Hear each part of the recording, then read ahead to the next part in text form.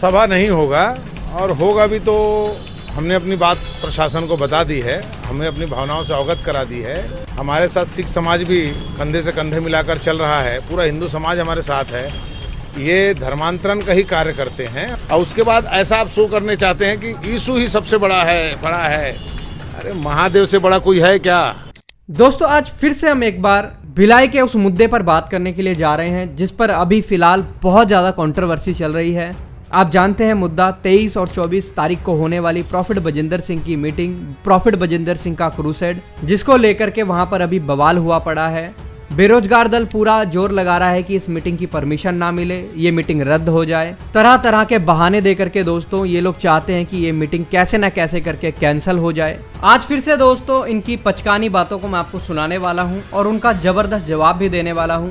पहले दोस्तों मैं आपको ये वीडियो दिखाना चाहता हूँ, उसके बाद फिर हम बात करेंगे। पहले आप ये वाला वीडियो देखिए। सभा नहीं होगा, और होगा भी तो हमने अपनी बात प्रशासन को बता दी है, हमें अपनी भावनाओं से अवगत करा दी है। हमारे साथ सिख समाज भी कंधे से कंधे मिलाकर चल रहा है, पूरा हिंदू समाज हमारे साथ है। ये धर्मांतरण का ही कार्य करते हैं, और जो ये सिर्फ प्रार्थना करेंगे बोल रहे हैं, ये झूठ बोलते हैं। प्रार्थना करना हम रोकना नहीं चाहते किसी प्रार्थना को, लेकिन उसके आड़ में जो आप खेल खेलते हैं उसका हम लोग विरोध करते हैं। यह व्यक्ति जो है बजिंदर पास्टर, ये एन केन प्रकीर्ण तरीके से ये कार्यक्रम को करना चाहता है, और इसके आड़ में जो काम कराने वाला है वो लगातार समाज के लोगों से पैसा वसूली कर रहा है, टिकट वितरण कर रहा है। 25,000, 20,000, 40,000 ऐसा कूपन बना कर रखे हैं इन लोगों ने। ये आशीष दिलाने के नाम से करोड़ों रुपए की वसूली कर रहे हैं लोग। इसकी भी जांच होनी चाहिए। जैसे आप वहाँ पर जाएंगे तो किसी को छूते हैं तो करंट लगता है, वो गिर जाता है, उसके बाद जो गूंगा है वो बोलने लग जाता है। इस प्रकार की भ्रांतियाँ आप हमारे भोले भाले लोगों के बीच में जब आप प्रस्तुत करते हैं तो उनको आप कहीं ना कहीं भरगला लेते हैं, और उसके बाद ऐसा आप शो करने चाहते हैं कि यीशु ही सबसे बड़ा है। अरे महादेव से बड़ा कोई है क्या? सनातन धर्म से बड़ा कोई है क्या? लेकिन ये अपना प्रोपोगंडा चला रहे हैं, जिसको हम रोकना चाहते हैं। वीडियो में हम आगे बढ़े दोस्तों, उससे पहले मैं आपको बताना चाहता हूँ 6 नवंबर आने वाली, जो अभी 6 नवंबर है, इस दिन परमेश्वर के अभिषिक्त दास बिशप विजय इमानुएल दिल्ली में आ रहे हैं सुबह 10 बजे से लेकर के 1 बजे तक चंगाई सभा को लेने के लिए। आप सबके लिए वहां पर प्रार्थना की जाएगी। कैसी भी बीमारी हो आपके जीवन में, कैसी भी समस्या हो, आप आएं और जरूर अपने लिए प्रार्थना को करवाएं। आपको परमेश्वर के वचन को भी सुनाया जाएगा। चाहे आपके पास सालों साल से बच्चे की आशीष ना हो, चाहे आपके जीवन में ऐसी कोई बीमारी हो जो कि लाइलाज हो चुकी हो, तो आप जरूर यहाँ पर आकर के अपने लिए प्रार्थना को करवाएं। 6 नवंबर को सुबह 10 बजे से लेकर के 1 बजे तक झंडे वाला अंबेडकर भवन में मीटिंग होने वाली है। स्क्रीन पर भी आपको एड्रेस दिख रहा है। अधिक जानकारी के लिए आप इन दिए गए नंबरों पर भी संपर्क कर सकते हैं। अभी दोस्तों आपने रतन यादव की बकवास को सुना। हालांकि दोस्तों कोई नई बात नहीं है, ये व्यक्ति हमेशा जब भी अपना मुंह खोलता है तभी बकवास करता है। इनको ऐसा लगता है दोस्तों कि ऐसी छोटी मोटी हरकतें करके कैसे न कैसे हम फेमस हो जाएं। उसके बाद एक पार्टी है जो कि ऐसे भड़काऊ बयान देने वाले लोगों को, धर्म के नाम पर उल्टी सीधी हरकतों को, धर्म के नाम पर गुंडागर्दी को करने वाले लोगों को टिकट दे देती है चुनाव के लिए। तो इनका साफ तौर पे ऐसा सोचना है कि चलिए किसी और के खिलाफ तो क्या ही बोलेंगे, मसीह लोगों के खिलाफ बोल लेते हैं। छत्तीसगढ़ में भिलाई में जो मसीह लोग हैं उनके खिलाफ बोल लेते हैं। अब ये नया मुद्दा मिल गया है प्रॉफिट बजिंदर सिंह की मीटिंग वाला, अब इसके ऊपर बोल लेते हैं।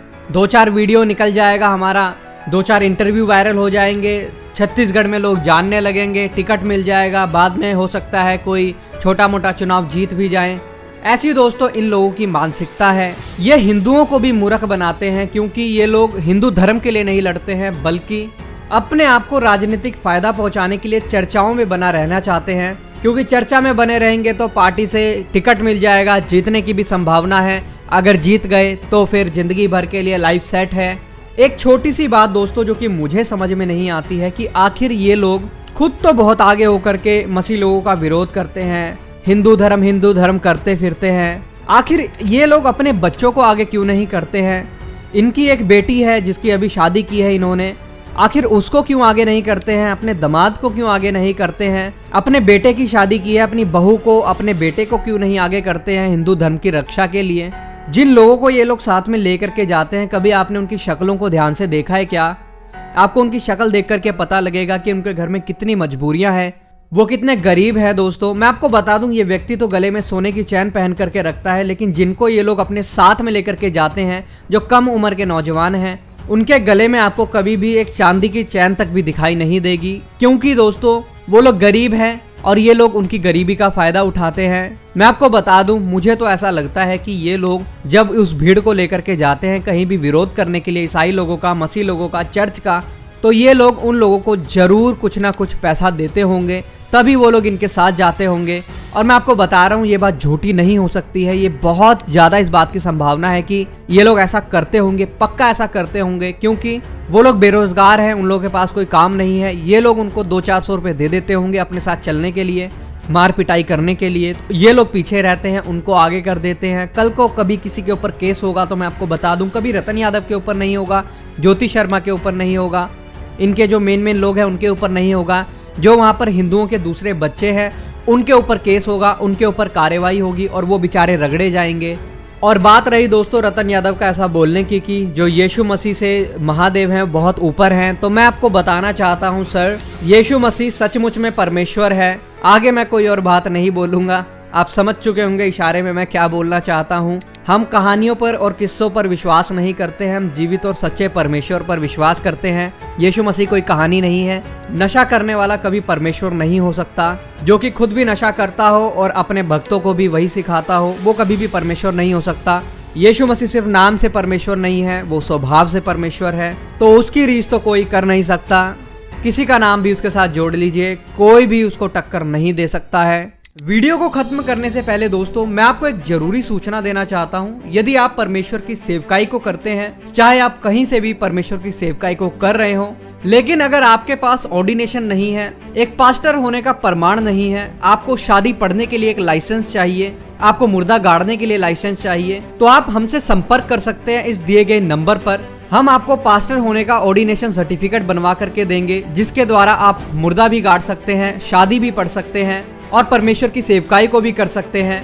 आपके पास ये एक प्रूफ होगा कि आप परमेश्वर के दास हैं, आपके पास एक प्रॉपर ऑर्डिनेशन सर्टिफिकेट है। मैं आपको बता दूं, अगर आप बाहर भी जाएंगे तो ये ऑर्डिनेशन सर्टिफिकेट आपके बहुत काम आएगा। आप इसको एम्बेसी में भी दे सकते हैं। आप कभी भी देश से बाहर जा रहे हो परमेश्वर की सेवकाई को करने के लिए, तो आप इस सर्टिफिकेट को दिखा करके एम्बेसी में सबूत दे सकते हैं कि आप एक परमेश्वर के दास हैं, एक पास्टर हैं। तो अगर आप ये ऑर्डिनेशन सर्टिफिकेट लेना चाहते हैं, स्क्रीन पर अभी आपको नंबर दिख रहा है, आप हमसे जरूर संपर्क करें।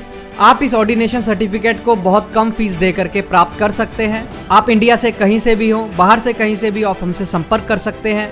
बाकी आज का वीडियो दोस्तों आपको कैसा लगा जरूर कमेंट में लिख करके बताइएगा, और आपका इन सब बातों पर क्या सोचना है जरूर कमेंट में लिख करके बताइएगा। आप भी हमारी फैमिली का दोस्तों हिस्सा बने, हमारे चैनल को सब्सक्राइब करें ऐसी और वीडियोस को देखने के लिए, क्योंकि हम आपके लिए हमेशा ऐसी वीडियोस लाते रहते हैं। तो मिलते हैं दोस्तों फिर किसी और नई वीडियो में, किसी और नए टॉपिक के साथ। तब तक के लिए सबको जय मसीह की।